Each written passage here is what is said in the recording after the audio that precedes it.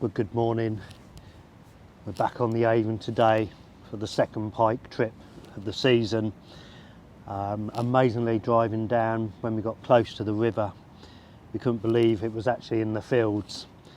Not living that close here, it's about an hour 15 to get down here. We looked at the river levels and I think it only takes a few, probably not even an inch to come up over the banks and into the field. So we were hoping to go to another stretch, but because that was on the main river, we thought we were going to have to hit the backwater somewhere. So today's going to be a bit more of a static day because there's a lot of anglers here on the backwater, which is fishable. It's an area that whenever the river goes in the fields, you can always get a rod in this area, and a lot of the roach and dace pile up here, and obviously the pike follows. So the sun's just coming up. I'm with my mate Darryl. He's trying to catch a few live baits at the moment because obviously I always say try and match the hatch. 2 rods are out there at the moment. As you can see, it was really wet this morning, drizzly. It's absolutely blown a hoolie at the moment, but we're quite protected here. I've got an up trace on my left hand rod, which gives me an option to switch to a shorter trace and a live bait when Darryl hopefully catches a couple. But at the moment I've got 2 natural baits out there. I've got a dace out there with the head chopped off, and I've got a roach down the edge. The dace was the culprit, or the remains of what a pike taken it when I was fishing for roach and dace, and it lacerated it so much. I thought that'd do for a dead bait in future trips. So dace on one, roach on the other. These pike here really are on live bait, so I'm doing my best to get a take or two, so we'll see how the day goes.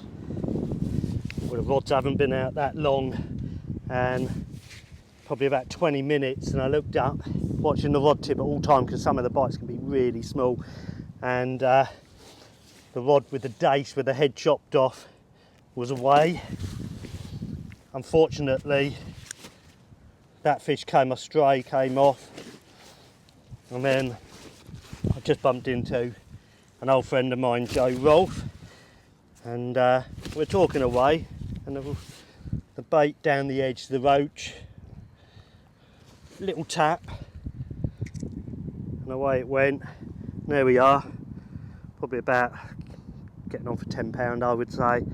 Beautiful coloured fish. We're up and running on the backwater. 2 bites in less than an hour. I'm going to get that rod back out as soon as I can.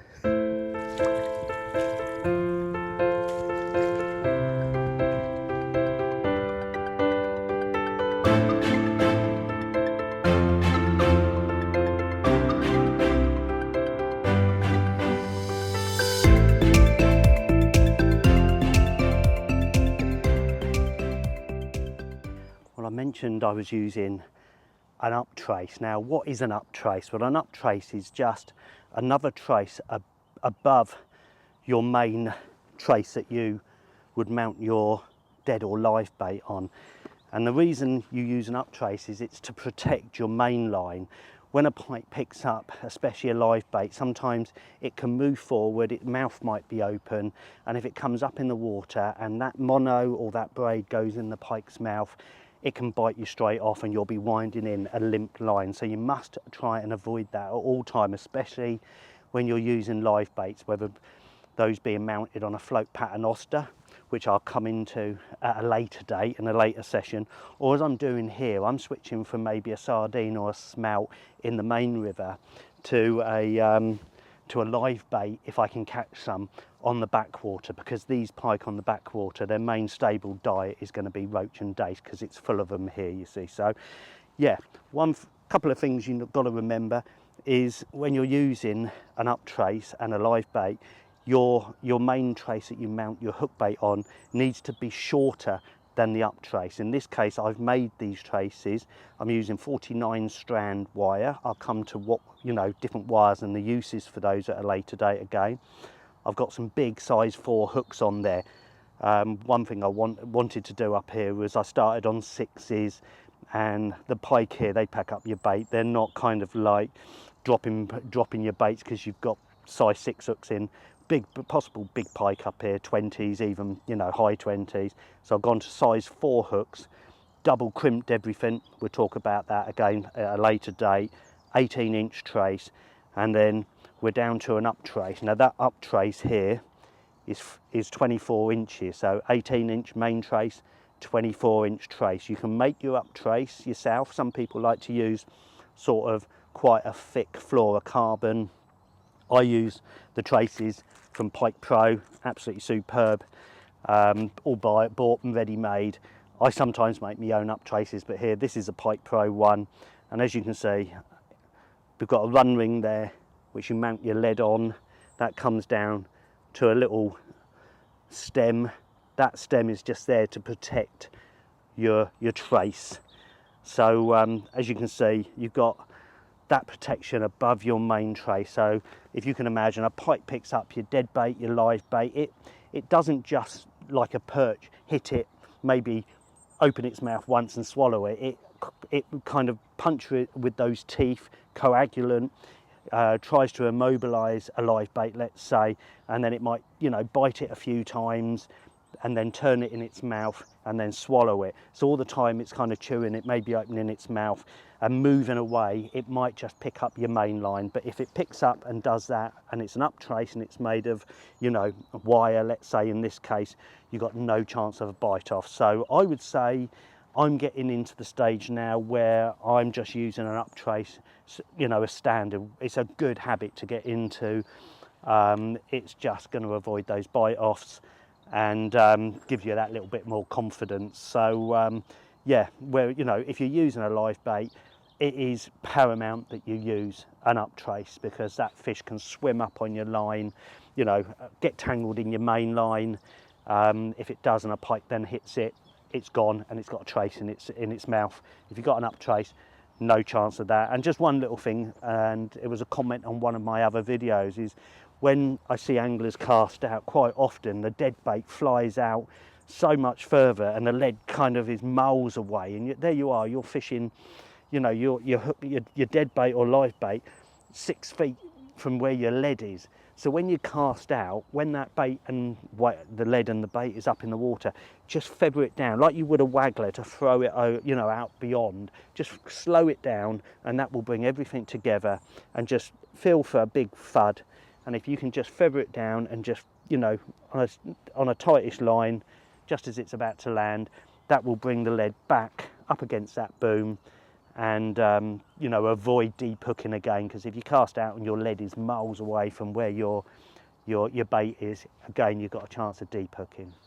Well, when you're fishing on the river, I cannot try and drum this point into pike anglers enough. And I think what we all, especially anglers that are getting into pike fishing, beginners, first few times they go out, or quite a few times they go out, you know, they cast out a dead bait, they put a drop off indicator there, an alarm, and because pike are predators, they've got teeth.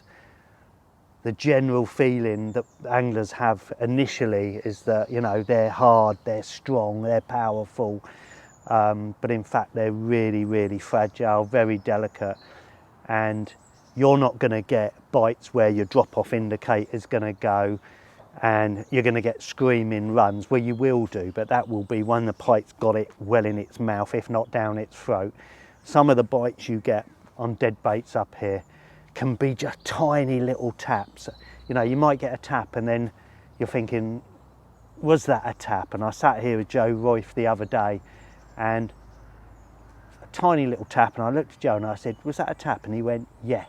And then about 10 seconds later, another little tap, and I wound down, and yeah, you know, I had a pike. It was one trailing hook, one in its.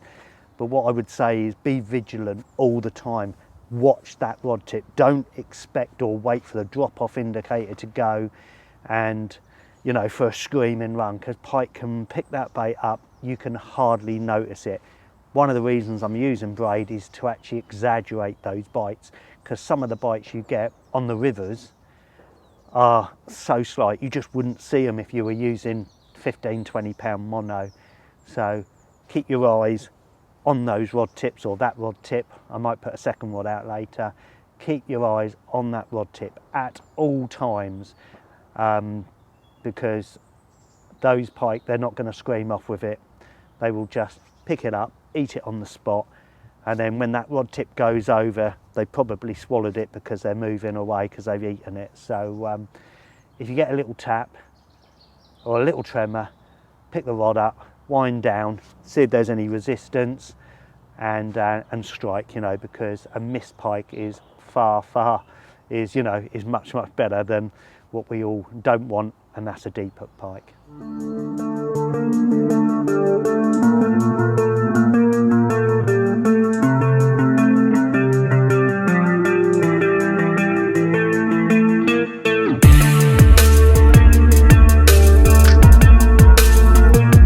Sorry Carol, but you got the weather wrong this morning.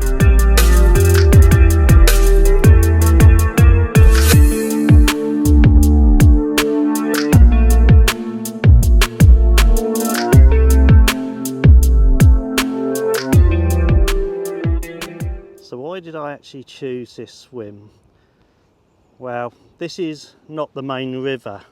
To my right is what we call the main river, and there's a big pool, almost like a weir pool, and this is just like a little sanctuary, a little area where the fish can go, get out the flow. Got some nice rushes down the left hand side. It's very shallow over to the right here, but it does drop away nicely, and I've had pike here before, nothing massive, up to about 10 pound. But yeah, I've got one down the edge and one out in the flow. Over the far side, it's really weedy. So look for these sort of areas that fish can kind of get away, get out the main river, areas that could hold some small roach and dace and prey fish. So as you can see, Darryl is there watching those rod tips like a hawk. Well, Darryl caught some live bait, as you saw earlier, and we've just put one out. Straight away it went. It might have been this fish. Darryl picked up, unfortunately the hook's pulled, put it back out, off it went again, and this little jack's come along, going just a lovely, beautifully marked small pike, but it just shows you matching the hatch, catch those lives, put them out there, and it didn't take long for it to go, probably 10 minutes or so. Put it back out there and off it went again. So a little jack, just being a bit like the pest controllers at the moment, but every fish, every bite is that much closer to a big girl. So we'll get this little jack back, and hopefully sooner or later something bigger will come along. End of the day, we'll keep this really short. Darryl's finally got one. We've had an up and down day. We've had a number of pike. This is probably as big as we've had, probably about 10 pound. This one gave the tiniest of bites, and you cannot ignore the tiniest of tremors. We've missed a few, we've lost a few, but it's been a nice learning process today on the river. Bites are really small. This one had a hook in the gill plates. We managed to get it out with the cutters and cut that dangerous barb off straight away.